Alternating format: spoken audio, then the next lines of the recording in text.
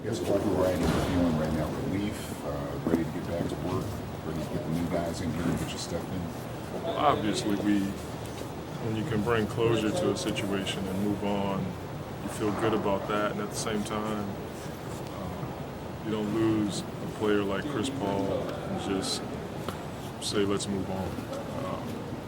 He certainly was a gift for me, being a first-year coach, and to have somebody like that at my side every night was an unbelievable experience for me, and I'm going to miss him. We had a lot of talks, he and I, and some of them were talks where he didn't care for what I had to say, but at the end of the day, I always knew he had my back, and when we had to go to battle, he was going to bring it. So, yeah, we're glad we're moving on because this situation was a bit cloudy, and at the same time, we're certainly going to miss him because he was certainly a positive and a role model for many people in the city. Have you had a chance to speak with him? No, we played phone tag last night,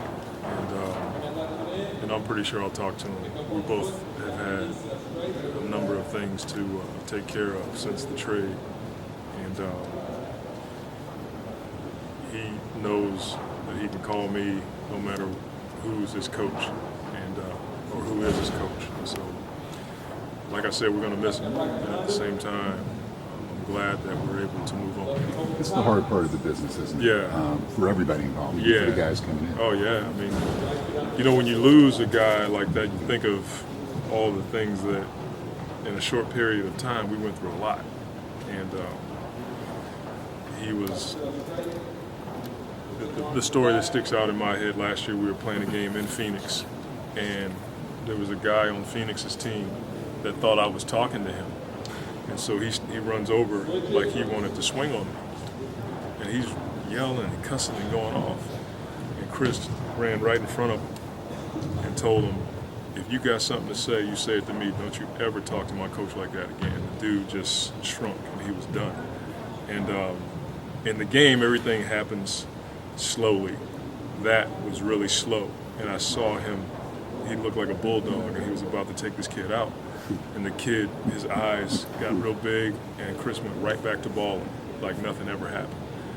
And I was like, no matter what we go through, no matter what I say to him that ticks him off, I know he's in my corner. What do you think about the parts here now that you're incoming? We don't have them. we got the engine over here. We got the oil over here. We got spark plugs all over the place. We don't have anything right now. We're just trying to keep our environment tight until we get everybody in the fold. And once we do that, we're going to have some two-a-day practices next week and really get down to trying to put this thing together. Is there any additional sense of control? The more this roster becomes what you brought in instead of what you inherited, is there any sense of additional control? Say that again for me. The more the balance of this roster becomes people you brought in as opposed to people you inherited, is there more for you and Dell, more of a sense of control over the future? Not really for me, because the people that I inherited were good people and they could play. We're talking about Chris Paul and David West, maybe one of the best pick and pop duos past 7 or 8 years, 6 years here in this town. I inherited what most coaches would want to inherit, and yet it takes a while to put your program in place. So we're looking at starting over again, which is not something I had planned on or am looking forward to, but it's what I have to do. And so Dell is going to bring the pieces that he feels like fit our system, and I have to trust him to do that. What's your thoughts about Aaron Doy as a player? Yeah, I've always liked him. I'm always wanting to get guys on our team that I fear coaching against, and he's one of those guys that, when he shoots it from range or when he's attacking the basket, you're always on edge because you know you're in trouble. And just talking to him and talking to people that know him, I think he's going to fit in around here easily because he's a high character guy, but he's got a lot of talent. And he's got an opportunity to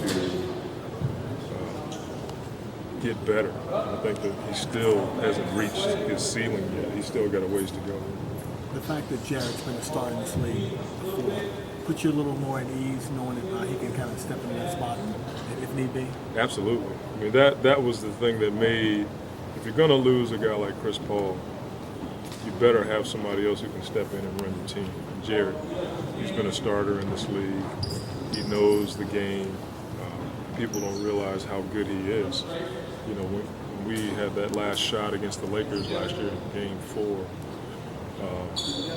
I had Chris and Jared in the game. And the whole idea was if we got 2 point guards in the game, it's hard for them to plan against that. So we've always looked at him as a point guard, a starting point guard, and now he gets another chance to run his team. The opportunity or the thought of being able to put Kaman and Mecca in the low block at the same time, maybe Carl in there with him, give you a really good low post presence. Thought about that? Yeah, I think you have to be careful with that because with the stretch 4-man, it's the new chic in the NBA. Guys who can stretch it to the 3-point line and also have the ability to rebound. You have to be careful with guys like Emeka and Chris because they're not used to guarding guys at the 3-point line. So I think we can get away with that at times. Chris is a guy who's more skilled in the post than, 80% of the bigs in the NBA. So we certainly want to get him the ball and try to play off of that. And that's going to take some time because they don't know our language and they don't know how we do things. But I think he and Emeka can play together at times. Are you particularly excited to get a hold of a young raw prospect like Aminu, especially on the defensive end? Yeah, he was a guy that I thought he was an all-star because every time he played against us, he dropped numbers. But he was a bit up and down last year because he wasn't getting the consistent minutes because of Gomes and other guys they had in the fold. But he's certainly a guy that we thought had a lot of talent, hadn't figured it out yet. And just looking at him on film, he's got to learn how to work at an NBA pace. I think he's still at that pace where he hadn't figured it out yet. And maybe things are still moving too fast for him right now. So he certainly has some length and talent, athletic ability that we don't have here. He may be our best athlete coming in, he and Gordon. So those guys, along with Trevor, and Quincy, give you some length and some quickness that you didn't have. Dell was saying a moment ago that I asked him, do you think this is a playoff-ready roster? He says, there still needs to be a couple of moves. Yeah. What do you see that still needs to be added or done to the roster to make it more playoff-ready? Well, we need practice time, obviously, and we need, it's easy to say you put these guys together and that's a playoff team. We had 2 All-Stars on our team last year and nobody thought we'd make the playoffs. Now we have 1, and I just don't think it's that easy. I think you have to get in the gym and see who works well together and who you can put in certain spots. I think we need a backup point guard. Marco being here gives us a good backup at the 2 spot. And, whether or not we have Carl, we're still going to need a backup 5. So we have some holes for sure. But we certainly have some pieces now that we can work with that have NBA experience. When you look at the schedule going forward, of course the preseason starts tomorrow.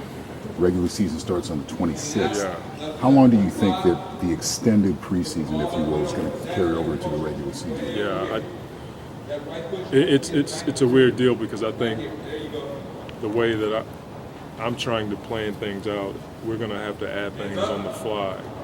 Our practice time is going to be limited.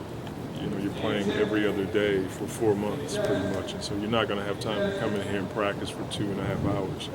So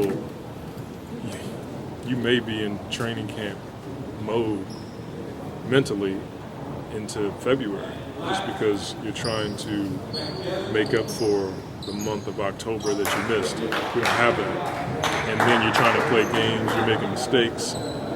You got to go back to the film room as if you were in training camp. So I think it may extend into February, that training camp mentality. How critical was it getting Carl back since you lost David? It was huge for us. I talked to Carl yesterday, and I just talked to him about his comfort level with us.